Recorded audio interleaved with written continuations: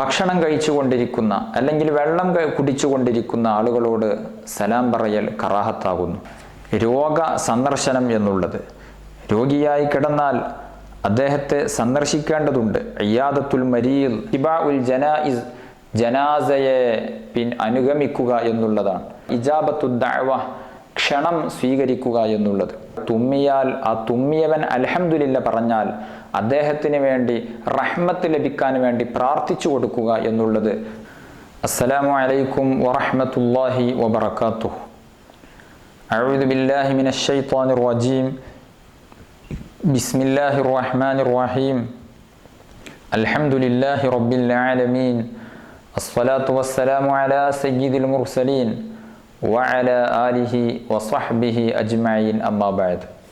ഏറ്റവും ആദരണീയരായ എൻ്റെ ശബ്ദം ശ്രവിക്കുന്ന മാന്യ സുഹൃത്തുക്കളെ, കൂട്ടുകാരെ, ഒരു മുസ്ലിം മറ്റൊരു മുസ്ലിമിനോടുള്ള കടമകൾ, ബാധ്യതകൾ, നിർബന്ധമായും ചെയ്യേണ്ട കാര്യങ്ങൾ 5 ആകുന്നു എന്ന് കഴിഞ്ഞ ക്ലാസ്സിൽ നാം സൂചിപ്പിച്ചു. അതിൽ ഒന്ന് റദ്ദുസ്സലാം, സലാം മടക്കുക എന്നുള്ളതാണ്. സലാം മടക്കുന്നതുമായും പറയുന്നതുമായും ബന്ധപ്പെട്ട പല വിഷയങ്ങളും നാം ചർച്ച ചെയ്തിട്ടുണ്ട്.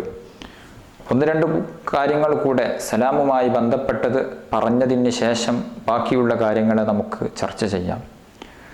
സലാം പറയുമ്പോൾ ശ്രദ്ധിക്കേണ്ട ഒന്നാണ്, ഭക്ഷണം കഴിച്ചുകൊണ്ടിരിക്കുന്ന അല്ലെങ്കിൽ വെള്ളം കുടിച്ചുകൊണ്ടിരിക്കുന്ന ആളുകളോട് സലാം പറയൽ കറാഹത്താകുന്നു. അതായത് ഭക്ഷണം വായയിലുണ്ട്, ചവച്ചുകൊണ്ടിരിക്കുകയാണ്, വെള്ളം വായയിലുണ്ട്, ആ നിലക്കുള്ള ഒരു വ്യക്തിയോട് സലാം പറയുക എന്നുള്ളത് കറാഹത്താകുന്നു. അദ്ദേഹത്തോട് വല്ല നിലക്കും ഒരാളങ്ങനെ സലാം പറഞ്ഞാൽ സലാം മടക്കുക എന്നുള്ളത് അദ്ദേഹത്തിന് നിർബന്ധമുള്ള കാര്യവും അല്ല. അതുപോലെ തന്നെ മലമൂത്ര വിസർജനം നടത്തുന്ന വ്യക്തിയോട്, അതുപോലെ തന്നെ ഖുതുബ ശ്രദ്ധിക്കുന്ന വ്യക്തിയോടൊക്കെ സലാം പറയേണ്ടതില്ല. അതേസമയം ഖുതുബ ശ്രദ്ധിക്കുന്ന വ്യക്തിയോട് ആരെങ്കിലും സലാം പറഞ്ഞാൽ സലാം മടക്കൽ അദ്ദേഹത്തിന് സുന്നത്തുണ്ട്. സലാം മടക്കൽ നിർബന്ധമാണല്ലോ. അതേസമയം ഭക്ഷണം കഴിച്ചുകൊണ്ടിരിക്കുന്ന വ്യക്തി, വെള്ളം കുടിച്ചുകൊണ്ടിരിക്കുന്ന വ്യക്തിയൊക്കെ സലാം മടക്കൽ നിർബന്ധമില്ല, സുന്നത്തും ഇല്ല. അതേസമയം ഖുതുബ ശ്രദ്ധിച്ചുകൊണ്ടിരിക്കുന്ന ഖുതുബ കേട്ടുകൊണ്ടിരിക്കുന്ന വ്യക്തിയോട് സലാം പറയാൻ പാടില്ല.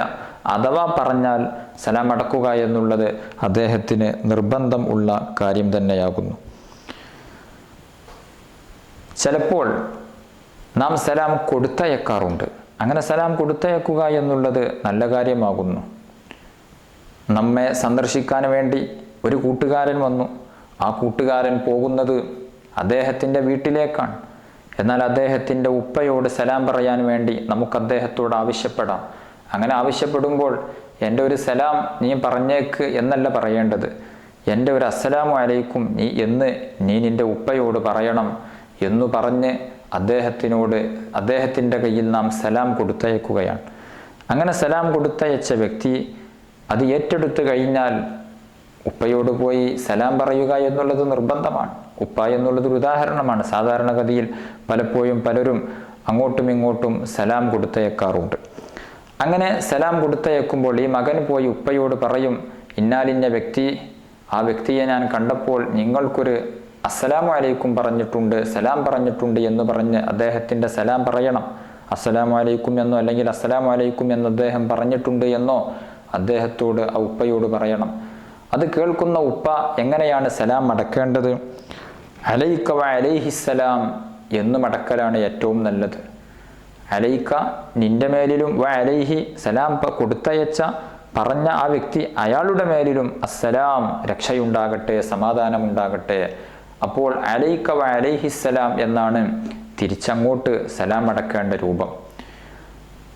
ഇത്രയും കാര്യങ്ങളാണ് സലാമുമായി നമുക്ക് വളരെ ലളിതമായി സൂചിപ്പിക്കാനുള്ളത്. മുസ്ലിമീങ്ങളോടുള്ള 5 കടപ്പാടുകളിൽ മറ്റൊരു കടപ്പാടാണ് രോഗ സന്ദർശനം എന്നുള്ളത്. രോഗിയായി കിടന്നാൽ അദ്ദേഹത്തെ സന്ദർശിക്കേണ്ടതുണ്ട്. ഇയാദത്തുൽ മരീദ്, രോഗസന്ദർശനം എന്നുള്ളത് വിശുദ്ധ ഇസ്ലാം വളരെയധികം പവിത്രത കൽപ്പിക്കുന്ന ഒരു ആരാധനയാകുന്നു. ഇന്നൽ മുസ്ലിമ ഇദാ ആദ അഖാഹുൽ മുസ്ലിമ ലം യസൽ ഫീ ഖുർഫത്തിൽ ജന്ന ഹത്താ യർജി. നബി സല്ലല്ലാഹു അലൈഹി വസല്ലമ തങ്ങൾ പറയുന്ന ഹദീസാണ്, ഇമാം മുസ്ലിം റളിയല്ലാഹു അൻഹു ഉദ്ധരിക്കുന്ന ഹദീസാണ്. ഒരു മുസ്ലിം തൻ്റെ മുസ്ലിമായ സഹോദരൻ്റെ രോഗസന്ദർശനത്തിനു വേണ്ടി പുറപ്പെട്ടാൽ അവൻ മടങ്ങിയെത്തുന്നത് വരെ അവൻ സ്വർഗീയ പഴങ്ങൾ പറിച്ചുകൊണ്ടിരിക്കുകയാണ്. എന്ന് പറഞ്ഞാൽ അവൻ സ്വർഗത്തിലേക്ക് സ്വർഗീയ ലോകത്തേക്ക് പ്രവേശിക്കാനുള്ള ഒരുക്കത്തിലാകുന്നു. അവിടെയുള്ള പഴങ്ങൾ പറിച്ചെടുക്കുന്നത് പോലെയാകുന്നു. അത്രയും മഹാത്മ്യമുള്ളതാണ് രോഗസന്ദർശനം എന്നുള്ളത്. അതുകൊണ്ട് നമ്മുടെ സഹോദരൻ രോഗിയായി കിടന്നാൽ, നമ്മുടെ അയൽവാസി രോഗിയായി കിടന്നാൽ, നമ്മുടെ കൂട്ടുകാരൻ രോഗിയായി കിടന്നാൽ അവരെയൊക്കെ സന്ദർശിക്കുക ഈ വിശുദ്ധ റമളാനിൽ. അതിനൊക്കെ സമയം കണ്ടെത്തുക എന്നുള്ളത് പ്രത്യേകം നാം ശ്രദ്ധിക്കേണ്ടതുണ്ട്. അല്ലാഹു തആല തൗഫീഖ് നൽകി അനുഗ്രഹിക്കുമാറാവട്ടെ. മുത്തുനബി സല്ലല്ലാഹു അലൈഹി വസല്ലമ തങ്ങൾ മിക്ക ദിവസവും അസ്ർ നിസ്കാരത്തിന് ശേഷം രോഗികളെ സന്ദർശിക്കുന്ന ഒരു ശീലം തന്നെ നബി സല്ലല്ലാഹു അലൈഹി വസല്ലമ തങ്ങൾക്ക് ഉണ്ടായിരുന്നു. രോഗികളെ സന്ദർശിക്കുന്നതിൻ്റെ പവിത്രത പറയുന്ന ഒരു ഹദീസിൽ കാണാം, നാളെ പാരത്രിക ലോകത്ത് അല്ലാഹു സുബ്ഹാനഹു വ തആല അടിമയോട് ചോദിക്കും, അല്ലയോ മനുഷ്യ, നീ എന്തുകൊണ്ട് ഞാൻ രോഗിയായി കിടന്നപ്പോൾ നീ എന്നെ സന്ദർശിച്ചില്ല എന്ന് ചോദിക്കും. അപ്പോൾ അടിമ ആശ്ചര്യത്തോടുകൂടെ റബ്ബിനോട് ചോദിക്കും, റബ്ബേ അന്ത റബ്ബുൽ അക്രം, നീ റബ്ബാൻ, അന്ത റബ്ബുൽ ആളം, നീ മഹാനായ ഉന്നതനായ റബ്ബാണ്, ഞങ്ങളുടെ രക്ഷിതാവാണ്, നീ രോഗിയാവുകയോ എന്ന് ആശ്ചര്യത്തോടു കൂടെ അള്ളാഹുവിനോട് ഈ അടിമ ചോദിക്കുന്ന സമയത്ത് അല്ലാഹു തആല തിരിച്ചിങ്ങോട്ട് പറയും, ഓ എൻ്റെ അടിമേ, ഇന്നാലിന്ന നാട്ടിൽ നിന്റെ സഹോദരൻ രോഗിയായി കിടന്നിരുന്നില്ലയോ? അന്ന് നീ സന്ദർശിച്ചിരുന്നോ? അന്ന് നീ സന്ദർശിച്ചിരുന്നുവെങ്കിൽ അവൻ്റെ അരികൾ എന്നെ നിനക്ക് കാണാമായിരുന്നു. അതായത് അള്ളാഹുവിൻ്റെ പ്രത്യേക റഹ്മത്തും കാരുണ്യവും അവിടെ നിനക്ക് ലഭിക്കുമായിരുന്നു എന്ന് അല്ലാഹു സുബ്ഹാനഹു വ തആല ഈ അടിമയോട് തിരിച്ചിങ്ങോട്ട് ചോദിക്കും. ഇതുപോലെ തന്നെ അല്ലാഹു തആല നാളെ പാരത്രിക ലോകത്ത് ചോദിക്കുന്ന മറ്റൊരു ചോദ്യം ഈ ഹദീസിൻ്റെ ബാക്കിയിൽ പറയുന്നുണ്ട്. അല്ലാഹു തആല ചോദിക്കും, അല്ലയോ എൻ്റെ അടിമേ, ഞാൻ നിന്നോട് ഭക്ഷണം ആവശ്യപ്പെട്ടിരുന്നില്ലേ? നീ എനിക്കെന്തുകൊണ്ട് ഭക്ഷണം നൽകിയില്ല?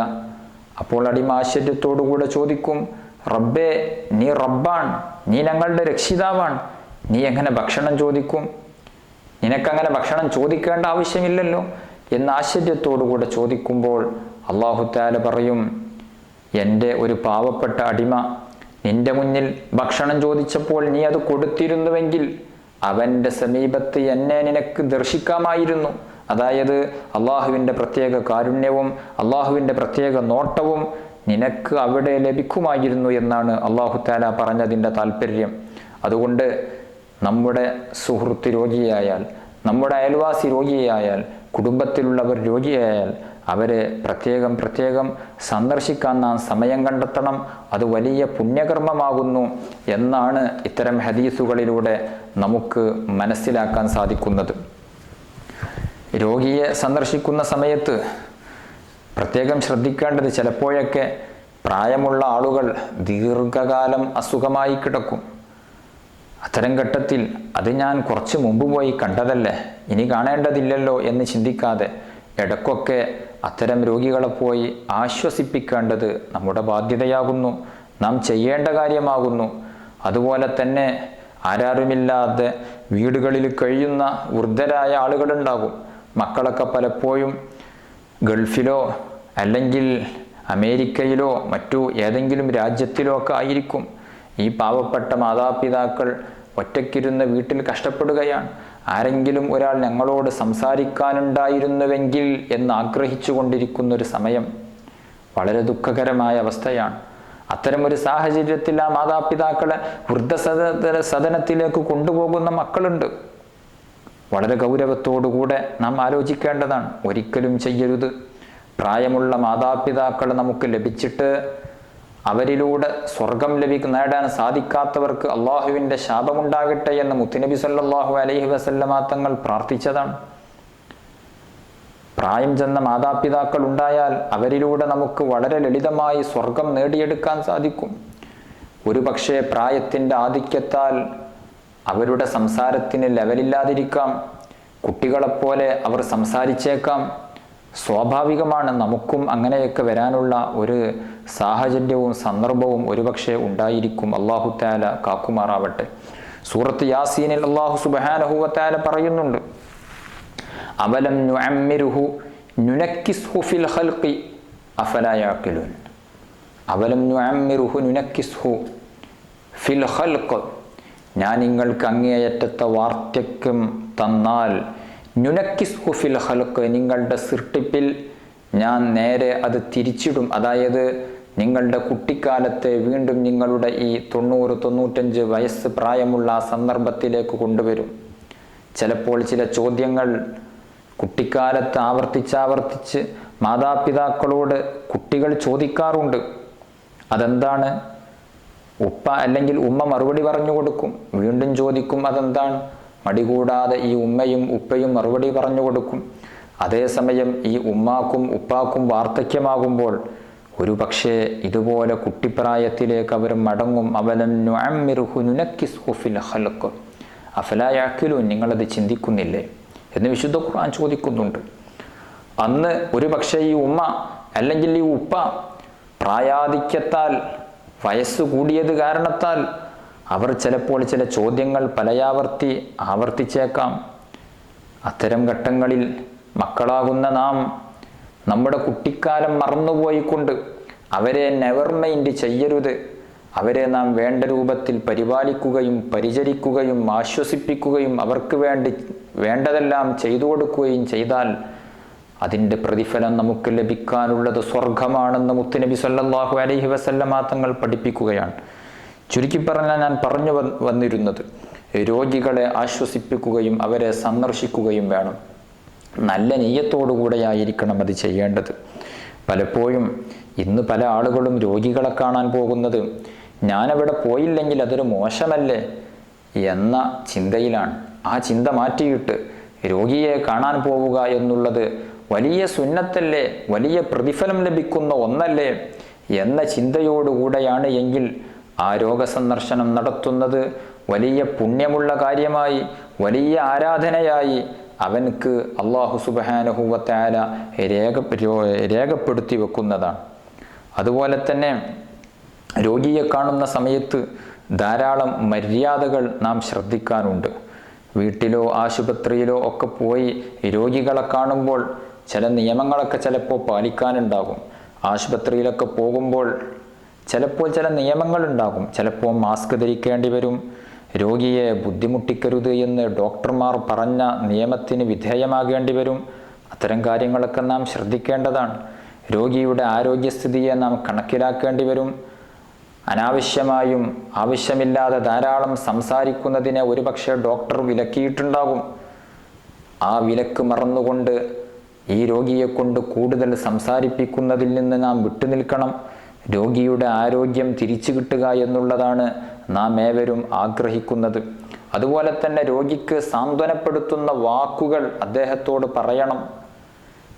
എത്രത്തോളം എന്ന് വെച്ചാൽ ജമാഅത്ത് നിസ്കാരം ഉപേക്ഷിക്കാനുള്ള കാരണങ്ങളുടെ കൂട്ടത്തിൽ ജമാഅത്ത് നിസ്കാരത്തിന് പോകാതെ ഒറ്റക്ക് നിസ്കരിക്കാം, ജമാഅത്തിന് പോകേണ്ടതില്ല, അതിനുള്ള ഇളവുകളുടെ കൂട്ടത്തിൽ രോഗിക്ക് ആശ്വാസം കൊടുക്കുക എന്നുള്ളതിനെ എണ്ണിയിട്ടുണ്ട്. ഒരാൾ രോഗിയുടെ അരികെ ഇരുന്നു കൊണ്ട് ആശ്വസിപ്പിക്കുന്നത്, ആശ്വസിപ്പിക്കുമ്പോൾ രോഗിക്ക് ആശ്വാസം ലഭിക്കുന്നുണ്ട്. എന്നാൽ അങ്ങനെയുള്ള രോഗിയെ പരിചരിക്കുന്ന ആള് ജമാഅത്തിന് പോവേണ്ടതില്ല എന്നുപോലും കർമ്മശാസ്ത്ര ഗ്രന്ഥങ്ങളിൽ കാണാൻ സാധിക്കും. അതുകൊണ്ട് ചില ആളുകളുടെ സാമീപ്യവും സംസാരങ്ങളുമൊക്കെ രോഗിക്ക് വലിയ ആശ്വാസമായിരിക്കും. അത്തരത്തിലുള്ള സംസാരങ്ങളും അത്തരത്തിലുള്ള ആശ്വാസം നൽകുന്ന വാക്കുകളുമാണ് രോഗിയോട് നാം പറയേണ്ടത്.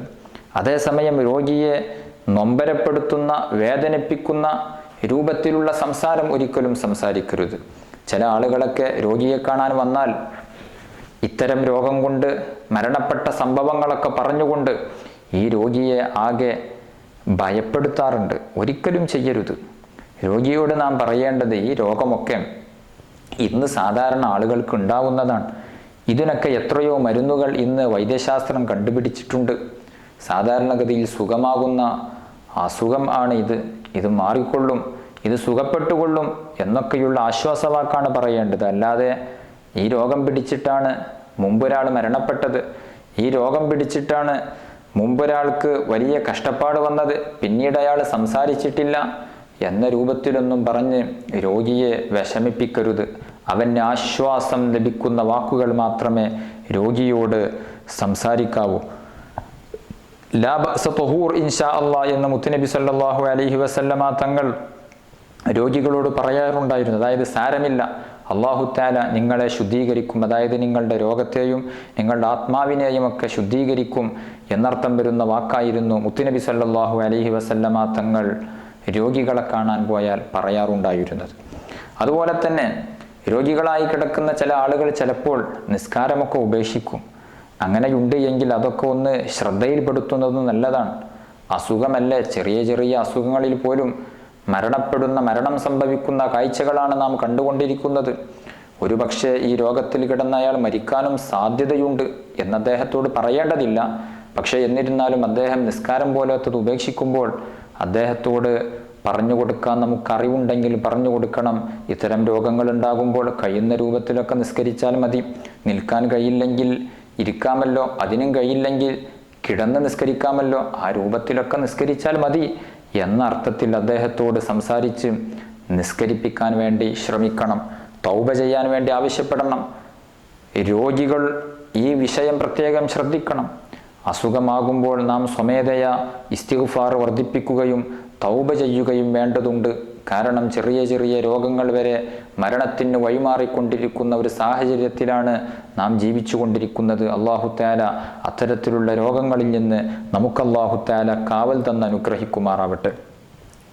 രോഗശമനത്തിന് വേണ്ടി പ്രാർത്ഥിച്ചു കൊടുക്കണം.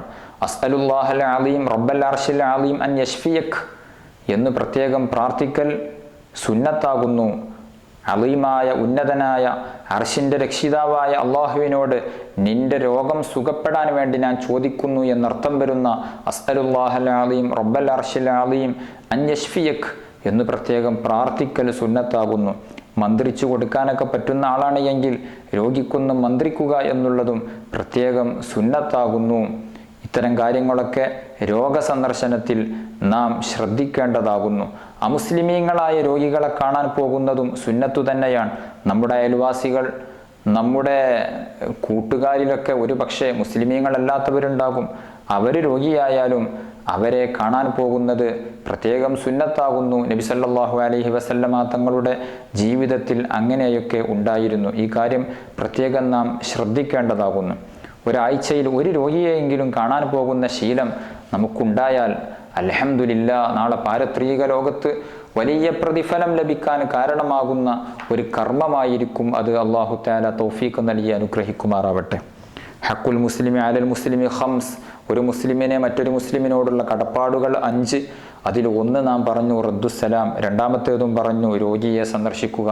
അതിൽ 3-മത്തേത് ഇത്തിബാഉൽ ജനായിസ്, ജനാസയെ അനുഗമിക്കുക എന്നുള്ളതാണ്.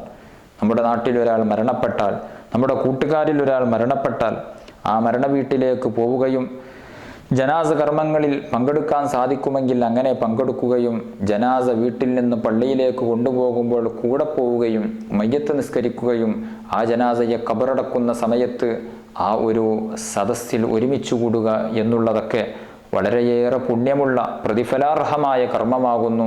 അത്തരം കാര്യങ്ങളിൽ കൂടെ നാം ശ്രദ്ധിക്കണം. ഒരു മുസ്ലിമിനോട് നമുക്ക് ചെയ്തു കൊടുക്കാനുള്ള ഒരു കടപ്പാടാകുന്നു അത് എന്നാണ് മുത്തുനബി സല്ലല്ലാഹു അലൈഹി വസല്ലമ തങ്ങൾ പഠിപ്പിച്ചത്. ഒരു മുസ്ലിമിനോട് ചെയ്തു കൊടുക്കേണ്ട മറ്റൊരു കടപ്പാടാണ് ഇജാബത്തു ദഅവ, ക്ഷണം സ്വീകരിക്കുക എന്നുള്ളത്. ഒരു മുസ്ലിമായ വ്യക്തി നമ്മെ സൽക്കാരത്തിന് ക്ഷണിച്ചു, വിവാഹ സദ്യക്ക് ക്ഷണിച്ചു, സൗകര്യപ്പെടുമെങ്കിൽ നാം അങ്ങോട്ട് പോവണം. പ്രത്യേകിച്ച് വിവാഹ സദ്യകൾക്കൊക്കെ ക്ഷണിക്കുമ്പോൾ ആ ക്ഷണം സ്വീകരിക്കൽ നിർബന്ധം കൂടെയാകുന്നു. അതേസമയം ആ വിവാഹ വീട്ടിൽ അനിസ്ലാമികമായ പല കാര്യങ്ങളും നടക്കുന്നുണ്ടെങ്കിൽ ആ വിവാഹ വീട്ടിലേക്ക് നമ്മൾ പോയാൽ നമ്മൾ പോലും തെറ്റിലേക്ക് വഴിമാറാൻ സാധ്യതയുണ്ട് എങ്കിൽ, അല്ലെങ്കിൽ ആ വിവാഹ വീട്ടിൽ ഹറാമായ ഭക്ഷണമാണ് വിളമ്പുന്നത് എങ്കിൽ അത്തരം സാഹചര്യങ്ങളിലൊന്നും പോവേണ്ടതില്ല. അതല്ല ഹലാലായ ഭക്ഷണമാണ്, അരുതായ്മകളൊന്നും ഇല്ല എങ്കിൽ സദ്യക്ക് ക്ഷണം സ്വീകരിക്കുക എന്നുള്ളത് നിർബന്ധമായ കാര്യമാകുന്നു. ഇത് നാം പ്രത്യേകം ശ്രദ്ധിക്കേണ്ടതാകുന്നു. അല്ലാഹു തആല തൗഫീഖ് നൽകി അനുഗ്രഹിക്കട്ടെ.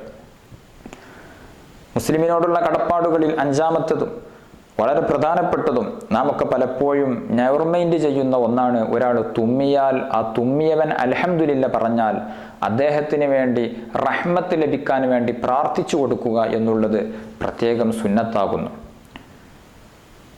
വതശ്മീതുൽ ആത്തിസ്, അൽഹംദുലില്ല പറഞ്ഞ ആൾക്ക് ഇർഹമുക്കല്ലാ എന്ന് പ്രാർത്ഥിച്ചു കൊടുക്കുക എന്നുള്ളത് വളരെയേറെ പുണ്യമുള്ള ഒരു കടപ്പാട് തന്നെയായിട്ടാണ് മുത്തുനബി സല്ലല്ലാഹു അലൈഹി വസല്ലമ തങ്ങൾ പറയുന്നത്. അവിടുന്ന് പറഞ്ഞു, ഇദാ അത്തസ അഹദുക്കും, നിങ്ങളിൽ ഒരാൾ തുമ്മിയാൽ ഫല്യഖുൽ അൽഹംദുലില്ലാ, അയാൾ അൽഹംദുലില്ലാ എന്ന് പറഞ്ഞുകൊള്ളട്ടെ. വഖുൽ വല്യഖുൽ ലഹു അഖൂഹു ഔ സ്വാഹിബുഹു യർഹമുക്കല്ലാഹ് യർഹമുക്കല്ലാഹ്. അൽഹംദുലില്ലാ പറഞ്ഞ വ്യക്തിയുടെ സഹോദരൻ അല്ലെങ്കിൽ അവൻ്റെ സമീപത്തുള്ള അൽഹംദുലില്ലാ പറഞ്ഞത് കേട്ട വ്യക്തി ഇർഹമുക്കല്ലാ എന്ന് അദ്ദേഹത്തിന് വേണ്ടി റഹ്മത്തുണ്ടാകട്ടെ എന്ന് തിരിച്ചു പ്രാർത്ഥിക്കൽ പ്രത്യേകം സുന്നത്താകുന്നു. അങ്ങനെ പ്രാർത്ഥിച്ച വ്യക്തിക്ക് വേണ്ടി തുമ്മിയാൾ യഹ്ദീകുമുല്ലാ വ യുസ്ലിഹു ബാലക്കും എന്ന് തിരിച്ച് ഇങ്ങോട്ട് പ്രാർത്ഥിച്ചു കൊടുക്കുക എന്നുള്ളതും സുന്നത്താകുന്നു. നിങ്ങളുടെ കാര്യങ്ങൾ അല്ലാഹു തആല നന്മയിലാക്കട്ടെ, നിങ്ങൾക്ക് അല്ലാഹു തആല സന്മാർഗം നിലനിർത്തി തരട്ടെ എന്നർത്ഥം വരുന്ന യഹ്ദീകുമുല്ലാഹു വ യുസ്ലിഹു ബാലക്കും എന്ന് തുമ്മിയവൻ ഇർഹമുക്കല്ലാ എന്ന് പ്രാർത്ഥിച്ചു തന്നവനോട് തിരിച്ചു പ്രാർത്ഥിക്കുക എന്നുള്ളത് പ്രത്യേകം സുന്നത്താകുന്നു. തുമ്മുക എന്നുള്ളത് അല്ലാഹു തആല തരുന്ന വലിയൊരു അനുഗ്രഹമാണ്. അതുകൊണ്ടാണ് തുമ്മിയാൽ അൽഹംദുലില്ലാ എന്ന് പറയൽ പ്രത്യേകം സുന്നത്ത് എന്ന് മുത്തുനബി പഠിപ്പിച്ചത്. തുമ്മുക എന്നുള്ളത് അനുഗ്രഹമാണ്.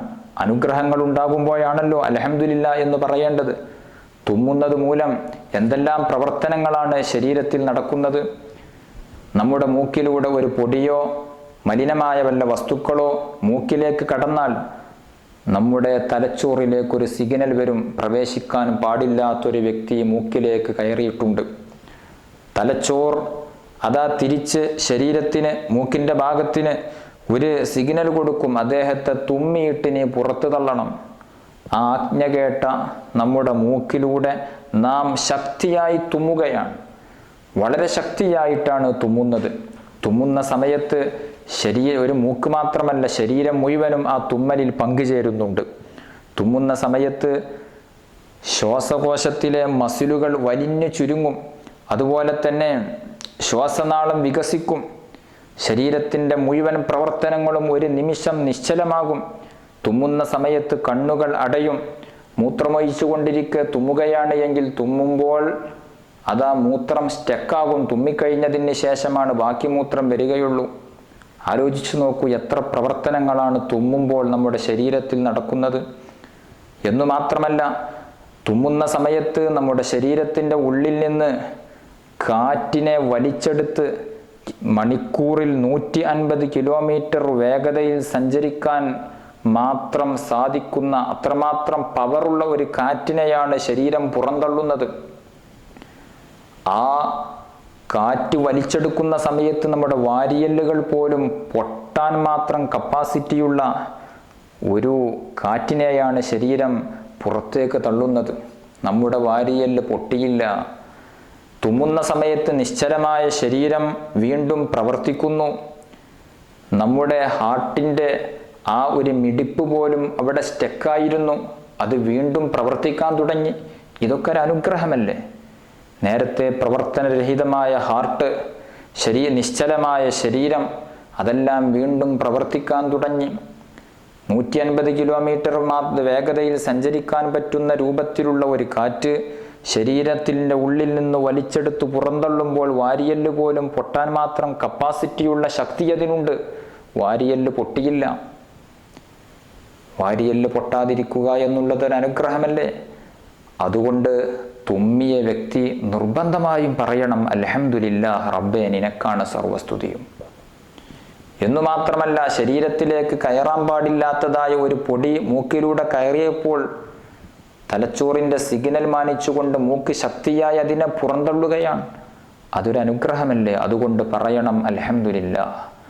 അള്ളാഹുവിൻ്റെ അനുഗ്രഹത്തിന് ഇത്രമാത്രം നല്ല രൂപത്തിൽ നന്ദി പറയുന്ന, ഈ വ്യക്തിയെ കാണുമ്പോൾ കേൾക്കുന്നവൻ ഈ വ്യക്തിക്ക് വേണ്ടി പ്രാർത്ഥിക്കണ്ടേ? അതാണ് ഇർഹമുക്കല്ലാ, നിനക്കല്ലാഹുവിൻ്റെ കാരുണ്യമുണ്ടാകട്ടെ എന്ന് കേൾക്കുന്നവൻ പ്രാർത്ഥിക്കണം. അത് ഈ തുമ്മിയ വ്യക്തിയോട് കേൾക്കുന്ന വ്യക്തി ചെയ്തു കൊടുക്കേണ്ട ഒരു കടപ്പാടാണ് എന്നാണ് മുത്തുനബി സല്ലല്ലാഹു അലൈഹി വസല്ലമ തങ്ങൾ ഈ ഹദീത്തിൽ പഠിപ്പിക്കുന്നത്. അതുകൊണ്ട് തുമ്മിയാൽ അൽഹംദുലില്ലാ പറയുകയും അത് കേട്ടവൻ ഇർഹമുക്കല്ലാ എന്ന് തിരിച്ച് പ്രാർത്ഥിച്ചു കൊടുക്കുകയും പ്രാർത്ഥിച്ചവന് തുമ്മിയവൻ അങ്ങോട്ട് യഹ്ദീക്കുമുല്ലാഹു യുസ്ലിഹു ബാലക്കും എന്ന് തിരിച്ചു പ്രാർത്ഥിച്ചു കൊടുക്കുക എന്നുള്ളതും പ്രത്യേകം സുന്നത്താകുന്നു.